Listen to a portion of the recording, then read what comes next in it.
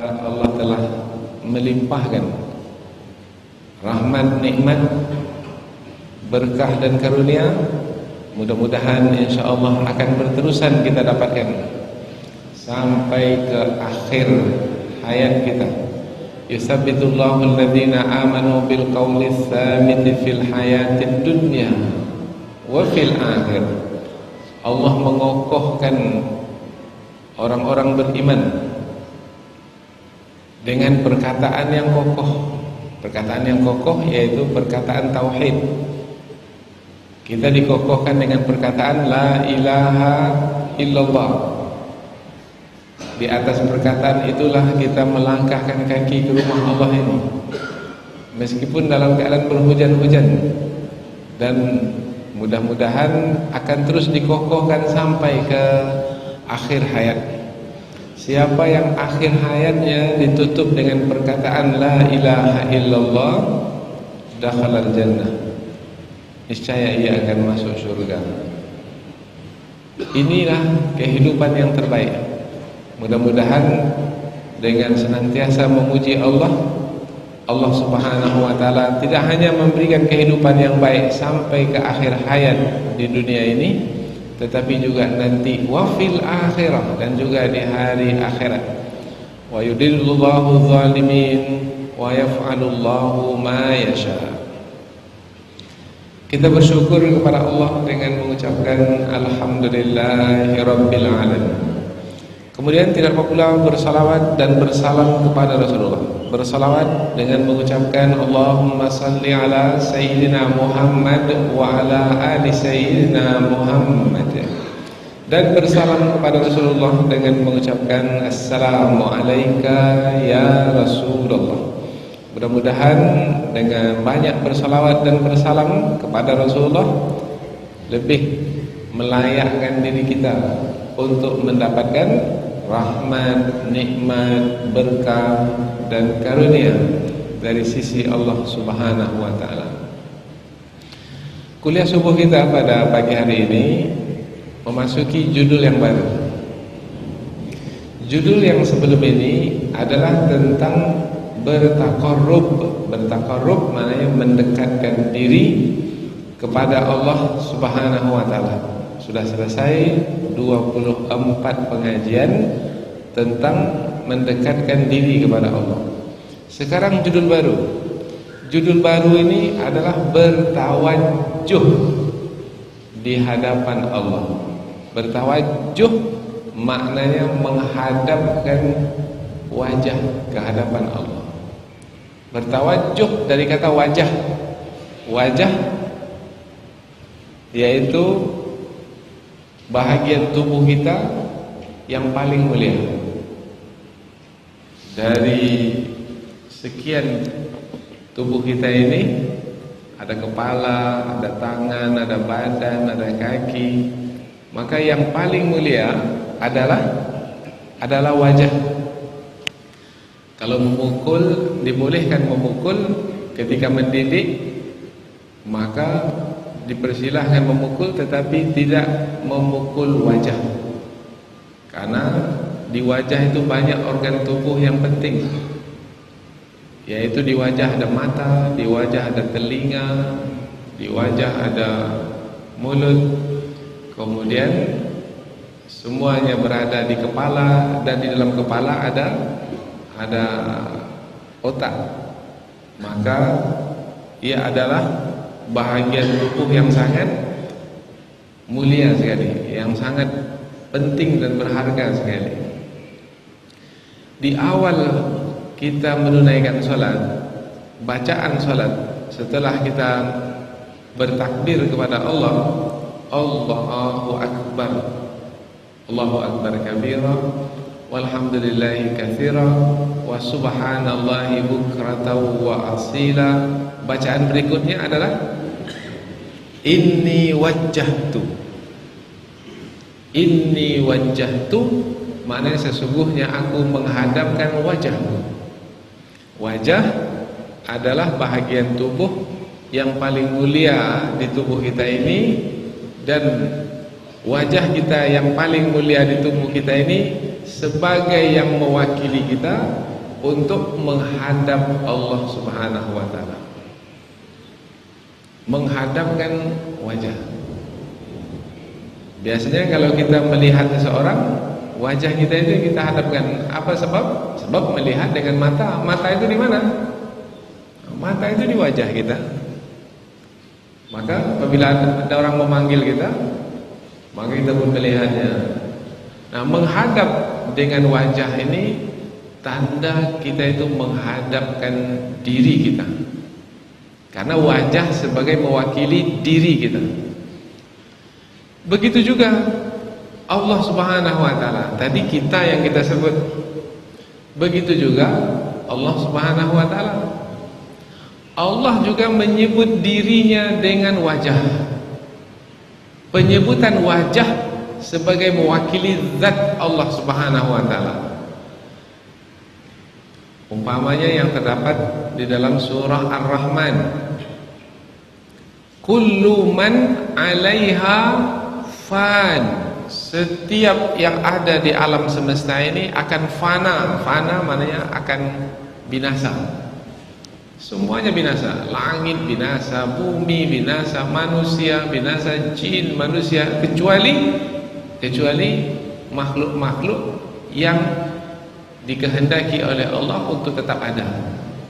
Tetapi apabila disebut secara umum, kullu, setiap, alaiha, di atasnya, fana, wa yabqa wajhu rabbika dzul jalali wal ikram. Wa yabqa, maka tetap kekal, wajhu, wajah rabbika, Tuhanmu, wajah Tuhanmu. Jadi dalam ayat ini Allah juga menggunakan kata wajah untuk menerangkan dirinya. Tapi apabila kita belajar akidah, belajar ilmu tauhid, jangan fahami pula bahwasanya apabila disebut wajah Allah, berarti Allah punya wajah seperti manusia. Bukan begitu. Apabila Allah menyebut wajahnya, berarti ayat yang seperti ini adalah ayat mutasyabihat, yaitu ayat yang kita tidak bisa memahaminya dengan akal kita. Apa sebab? Sebab kita tahu makna wajah. Wajah adalah bahagian dari anggota tubuh. Tetapi ketika dipakaikan kepada zat Allah, kita tidak bisa lagi memahaminya. Karena zat Allah itu laisa kamitslihi syai'. Allah tidak sama dengan apapun. Jadi kalau kita menyebut seperti ini wajah kita, ini wajah makhluk. Lalu seperti apa pula wajah Allah? Wallahu a'lam. Hanya Allah yang tahu. Yang ingin kita sampaikan di sini adalah kata wajah dipakaikan kepada makhluk. Kata wajah juga dipakaikan kepada Allah. Kata wajah dipakaikan kepada makhluk sebagai mewakili diri makhluk, tubuh makhluk, dan wajah itu adalah bagian tubuh yang paling mulia. Maka ketika Allah menggunakan kata wajah pada zatnya juga untuk menerangkan kemuliaannya. Jadi kesimpulan, apabila dipakaikan kata wajah pada makhluk, dipakaikan juga kata wajah pada Allah. Kemudian pengajian kita ini adalah bertawajuh, mana yang menghadapkan wajah kepada Allah, bermakna kita ketika bertawajuh menghadapkan diri kita dengan wajah kita yang paling mulia ini kepada Allah Subhanahu wa taala yang maha mulia. Jadi bertawajuh adalah menghadapkan diri kita ke hadapan Allah yang maha mulia untuk mendapatkan kemuliaan. Bertawajuh menghadapkan wajah kita ke hadapan Allah Subhanahu wa taala yang maha mulia untuk mendapatkan kemuliaan. Kita lihat ayat yang pertama. dalam pengajian tentang tawajuh, yaitu ayat yang terdapat di dalam surah Al-An'am, ayat yang ke-79. Ayat ini ayat yang kita baca di permulaan salat, ketika kita membaca doa iftitah, doa pembuka salat. Iftitah pembuka, iftitah pembuka salat. Inni wajjahtu wajhiya lilladzi fataras samawati wal arda hanifa wama ana minal musyrikin. Inni wajjahtu, sesungguhnya aku menghadapkan wajahku.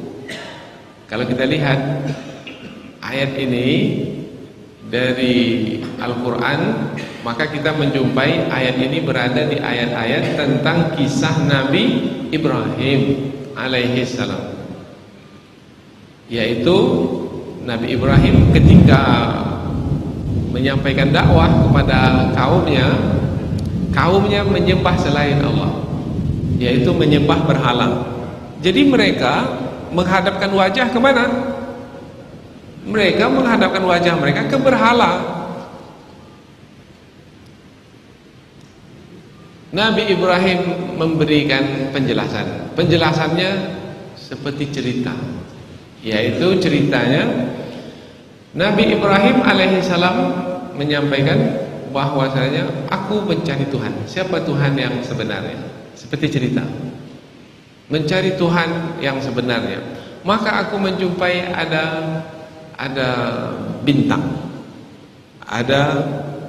bintang di langit.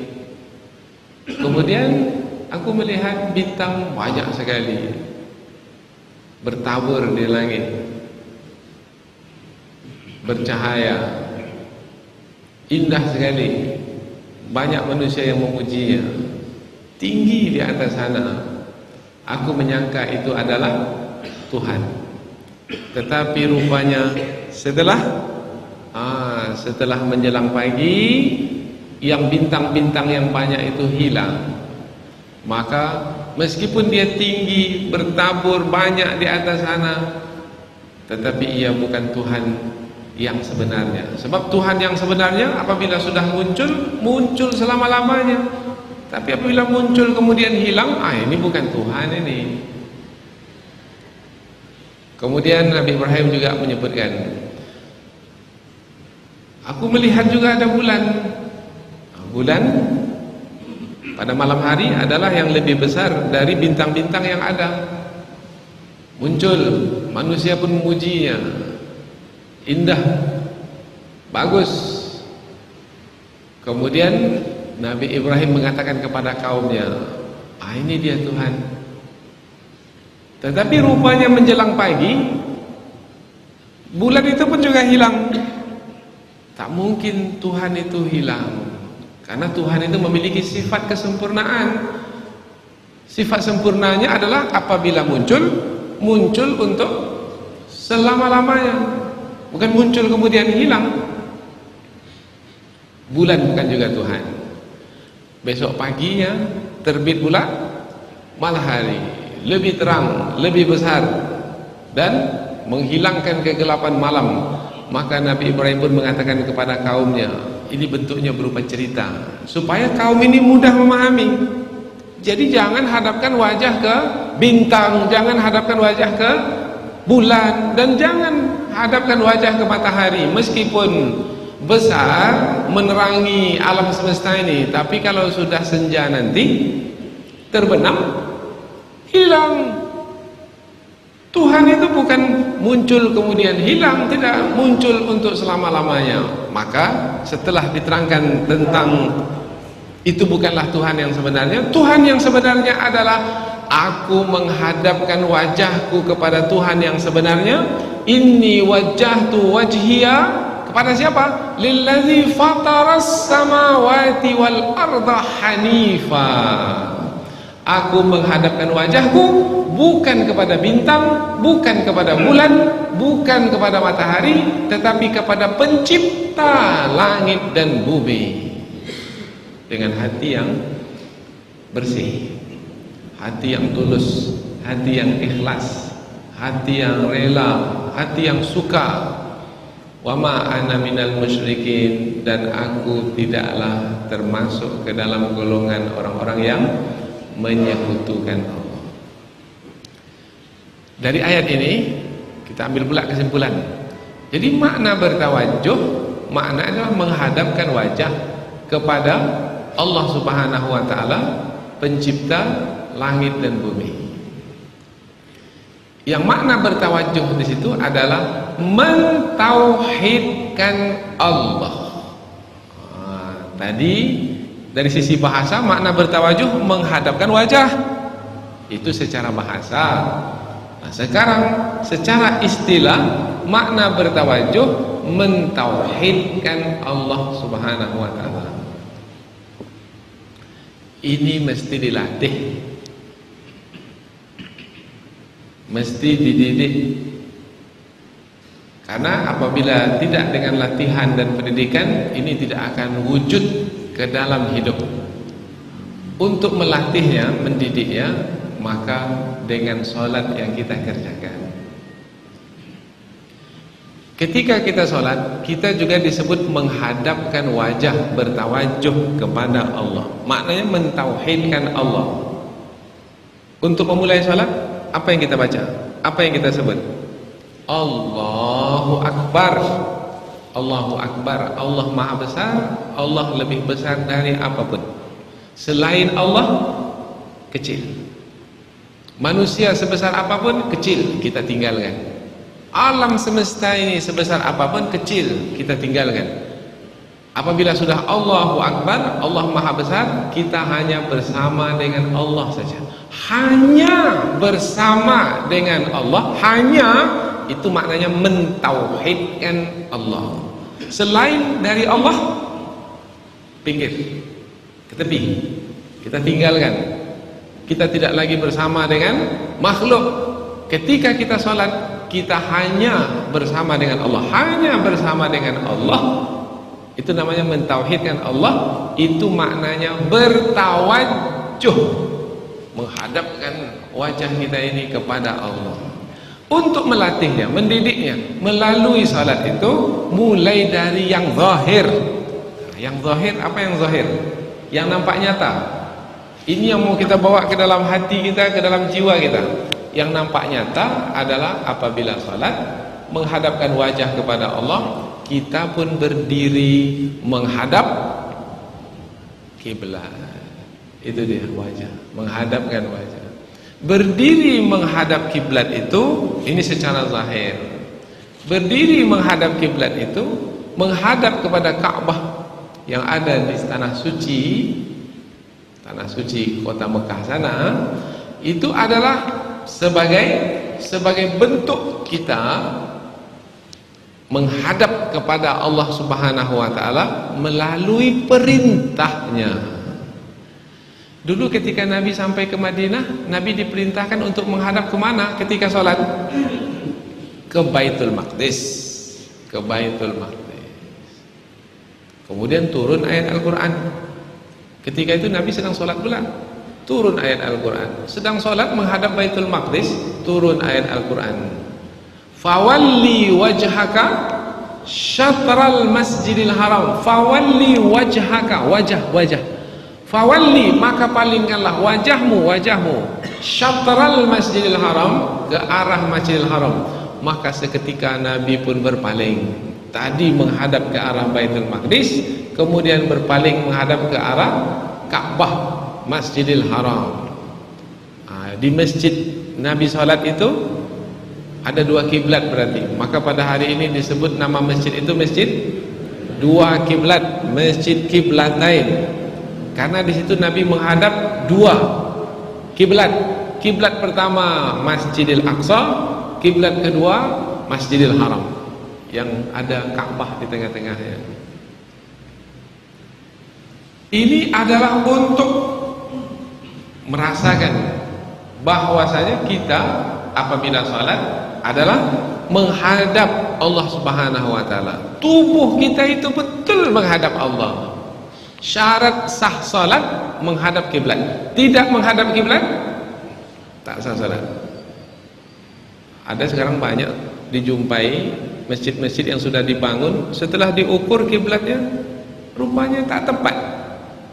Nah, maka mesti dirubah kiblatnya. Maka kita tengok ada masjid itu yang safnya itu tak lagi lurus seperti bangunannya, sudah dimiringkan.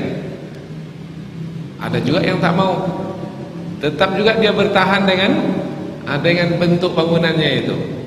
Sah salatnya atau tidak? Tidak. Karena syarat sah salat adalah menghadap kiblat, bukan menyesuaikan kiblat dengan bentuk bangunan. Tidak. Nah, kadang-kadang berselisih juga jemaah itu. Karena yang membangunnya dahulu tak mau menerima kiblat itu dirubah lagi. Sudahlah seperti yang ditetapkan aja lah selama ini. Nah, maka kita katakan tak. Karena syarat sah salat itu adalah menghadap kiblat. Dengan menghadap kiblat, kita sudah tinggalkan kehendak kita. Kita sudah memilih kehendak Allah. Kehendak Allah seperti yang dikehendaki oleh Rasulullah dahulu. Rasulullah berdoa berkali-kali menghadapkan wajah ke langit supaya kiblat itu dipindahkan dari Baitul Maqdis ke Ka'bah. Qad nara taqalluba wajhika. Kami melihat kamu selalu membolak-balikkan wajahmu, wajhika fis sama, ke langit. Karena Nabi berdoa, ya Allah, pindahkanlah kiblat. Karena hati Rasulullah lebih suka ketika sholat itu menghadap ke Ka'bah. Tapi Allah perintahkan pula untuk menghadap ke Baitul Maqdis. Maka Rasulullah tak ada pilihan. Keinginan hati mau menghadap ke Ka'bah, tapi kehendak Allah menghadap ke Baitul Maqdis. Yang Rasulullah pilih adalah menghadap ke Baitul Maqdis, karena Rasulullah menghadapkan diri kepada Allah. Caranya adalah dengan mengikuti perintah Allah, mengikuti kehendak Allah, karena itulah dia kehendak Allah seperti yang diperintahkan. Tapi Rasulullah tetap saja bermohon kepada Allah, pindahkan kiblat. Akhirnya Allah pindahkan kiblat. Fawalli wajhaka syatral masjidil haram, maka palingkanlah wajahmu ke arah Masjidil Haram. Allah perkenankan kehendak Rasul, maka Rasul menghadap ke kiblat dengan perintah Allah. Berarti itu adalah juga dengan kehendak Allah. Berarti sekarang kesimpulan, ini pengajian ini panjang, ini berseri setelah ini pengajian yang pertama tentang tawajuh. Berarti bertawajuh itu adalah menghadap Allah dengan mengikuti perintah Allah, dan yang diperintahkan oleh Allah itulah yang dikehendaki oleh Allah. Bertawajuh, kita pakaikan sekarang ini cepat kepada apa yang sedang kita jalani ini berupa ibadah atau ketaatan. Bolehkah datangnya kita ke masjid ini, kemudian kita sholat, kemudian kita duduk seketika beriktikaf sampai matahari terbit umpamanya, kita ikuti majlis ilmu ini, bolehkah ini disebut sebagai bertawajuh, menghadapkan wajah kepada Allah? Boleh. Apa sebab? Sebab bertawajuh menghadap apabila dalam salat, menghadapkan wajah itu adalah dengan menghadap kiblat. Menghadap kiblat itu karena perintah Allah, fawalli wajhaka syatral masjidil haram. Karena mengikuti perintah Allah, menghadap ke Ka'bah, itu namanya bertawajuh. Dulu ketika Rasulullah mengikuti perintah Allah juga, tapi tidak menghadap ke Ka'bah. Sebelum itu mengikuti perintah Allah juga. Itu yang Allah kehendaki. Sebelum menghadap ke Ka'bah, Rasulullah menghadap ke Baitul Maqdis. Apakah ketika itu disebut juga bertawajuh menghadap Allah? Ya. Apa sebab? Sebab menghadap Allah itu adalah ketika seorang hamba mengikuti perintah Allah, dan perintah Allah itu adalah kehendak Allah, mengikuti kehendak Allah. Maka bertawajuh itu adalah mengikuti perintah Allah. Apa perintah Allah? wahai hambaku, aku tetapkan ke atasmu, itu adalah yang aku kehendaki, salat 5 waktu, dan aku perintahkan kamu untuk mendirikannya. Wa aqimus shalah, dirikanlah salat. Perintah Allah? Ya, perintah Allah. Kemudian kita ikuti perintah Allah, kita tinggalkan rumah, kita pergi ke masjid untuk menunaikan salat berjamaah di masjid. Berarti kita mengikuti perintah Allah. Dengan perginya ke masjid ini untuk salat, apakah disebut bertawajuh? Ya, inilah makna tawajuh, menghadapkan diri kepada Allah. Tapi digunakan kata yang lebih baik lagi, menghadapkan wajah kepada Allah. Padahal maksudnya menghadapkan diri kepada Allah. Mengapa digunakan kata wajah? Pengajian yang awal tadi, mengapa digunakan kata wajah? Sebagai mewakili diri kita, karena inilah bahagian tubuh yang paling mulia. Maka biasanya pas foto pun yang difoto apa? Tangan? Di paspor kita tangan sebagai mewakili diri kita? Enggak. Apa yang mewakili diri kita? Wajah. Ini yang mewakili. Nanti di hari akhirat Allah pun juga menggunakan kata wajah untuk menerangkan senangnya keadaan orang-orang beriman di hari akhirat. Allah menggunakan kata wajah. Wajah-wajah pada hari itu 2 saja bentuknya. Wajah-wajah orang beriman putih berseri, dan wajah-wajah orang kafir hitam kelam. Wujuhu yauma idzin, disebut wujuh. Yauma tabyaddu wujuh, hari di mana putih berseri wajah-wajah, wa taswaddu wujuh wajah, yaitu ada pula yang hitam-hitam wajahnya.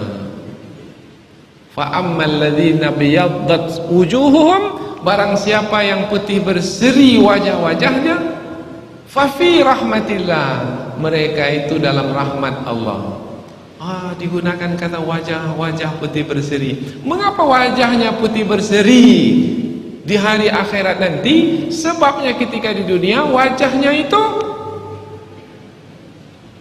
penutup pengajian selesai sudah nih, karena wajahnya itu dihadapkan kepada Allah. Bagaimana dia menghadapkan wajahnya kepada Allah? Cukup dengan menghadap kiblat saja? Tidak, itu sebagai syariat. Hakikat yang sebenarnya, makna menghadapkan wajah, menghadapkan diri kepada Allah, yaitu dengan menjalankan perintah Allah. Sekarang yang masih terbaring di atas kasur, apakah mereka disebut menghadapkan wajah kepada Allah? Kan menghadap ke langit juga dia menelentang. Tidak, karena maksud menghadapkan wajah itu adalah mengikuti perintah Allah, karena itu yang dikehendaki oleh Allah. Apakah seseorang yang menyedekahkan hartanya disebut bertawajuh? Ya. Apakah seseorang yang selalu membaca Al-Quran berzikir disebut bertawajuh? Ya. Apakah seseorang yang selalu mengingat Allah Subhanahu wa ta'ala di setiap waktunya dalam keadaan berdiri, duduk dan berbaring disebut bertawajuh? Ya. Apakah seseorang yang membantu orang lain disebut juga bertawajuh kepada Allah? Ya. Apa sebab? Sebab semua itu adalah perintah Allah. Ketika berpaling dari perintah Allah, tidak lagi seseorang itu disebut bertawajuh kepada Allah. Ini baru pengajian muqaddimah tentang tawajuh. Dan pengajian ini akan ada 24 pengajian pula. Yang kemarin 24, yang sekarang 24 pula. 24 ini kita bagi 4. Maka setiap yang 4 itu adalah 6, 6, 6, 6. 6 kali 4, 24 pengajian. Dan ini pengajian yang pertama tentang tawajuh. Jadi bisa dirasakan ketika kita memulai salat, inni wajjahtu wajhiya, sesungguhnya aku menghadapkan wajahku kepada Allah yang menciptakan langit dan bumi, hanifan, dengan sepenuh hati, dengan sepenuh jiwa, wa ma ana minal musyrikin, dan tidaklah aku termasuk ke dalam golongan orang-orang yang menyekutukan Allah, karena aku mengagungkan Allah, memuliakan Allah, yaitu dengan menjalankan perintah Allah. Perintah Allah, dirikanlah salat. Nih ya Allah, hamba salat. Inni wajjahtu wajhiya lilladzi fataras samawati wal arda hanifa wa ma ana minal musyrikin. Mudah-mudahan pengajian yang pertama ini membuka wawasan sehingga jelas gambaran tentang pengajian yang berkaitan dengan tawajuh. Tetapi apabila kita pergi ke daerah-daerah yang ada tarekat tasawuf di situ, kata tawajuh ini dipakaikan kepada amalan. Di mana ayah sekarang? Ayah sekarang bertawajuh di masjid. Oh, maknanya tawajuh itu maknanya suluk di masjid, yaitu menempatkan diri di masjid, beriktikaf, menghadapkan wajah pada Allah. Tapi yang kita maksudkan tawajuh dalam pengajian kita ini lebih luas dari itu. Meskipun dia menunggu kedainya di pasar sana, tetapi hatinya tetap mengingat Allah, tidak lalai dari mengingat Allah. Apakah masih disebut bertawajuh kepada Allah? Ya, ini akan kita bahas lebih lanjut dalam pengajian-pengajian yang akan datang. Subhanakallahumma wa bihamdika asyhadu an la ilaha illa anta wa astaghfiruka wa atubu ilaik. Wassalamualaikum warahmatullahi wabarakatuh.